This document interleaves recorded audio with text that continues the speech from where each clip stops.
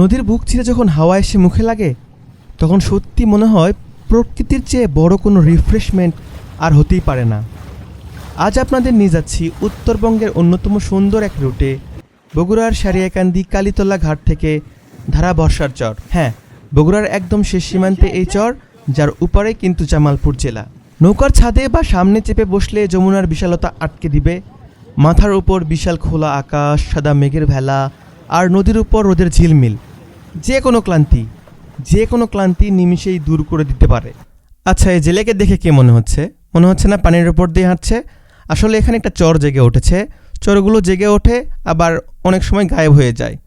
এরপরে আমরা খেয়াল করলাম নদীর তীরে কতগুলো মহিষের দল বা মহিষের পাল বিশ্রাম নিচ্ছে পানিতে ডুবে ডুবে, এবং রাখালরা চড়াচ্ছেন। এবং আরেক তীরে এসে আমরা দেখি রাখালরা গরু নিয়ে যাচ্ছে। এই দৃশ্যগুলো দেখতে কার না ভালো লাগে। 2-2.5 ঘন্টার জার্নি শেষে আমরা চলে আসছি ধারা বর্ষা চরে। চারদিকে সবুজ প্রকৃতি আর শান্ত পরিবেশ। তবে যারা বাইরে থেকে এসেছে তারা কিন্তু সাউন্ড বক্স বাজিয়ে পুরো চরে একদম পিকনিকের পিক আমেজ বানিয়ে ফেলেছে।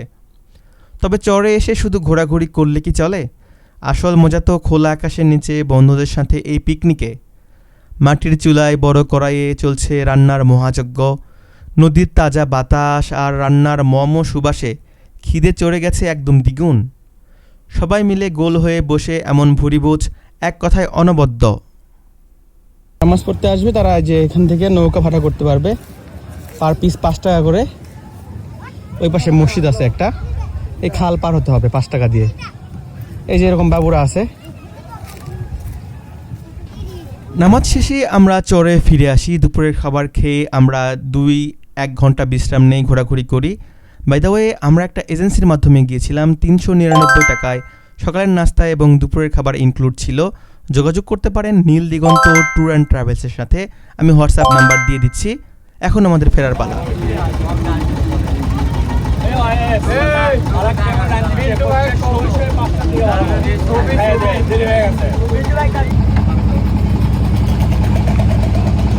ফেরার পথে আমরা আবারও ওইরকম দৃশ্য দেখলাম যে একজন মানুষ পানির উপর দিয়ে হেঁটে যাচ্ছে। দ্যাটস মিন নদীর মাঝখানে আবারও একটি চর জেগে উঠেছে।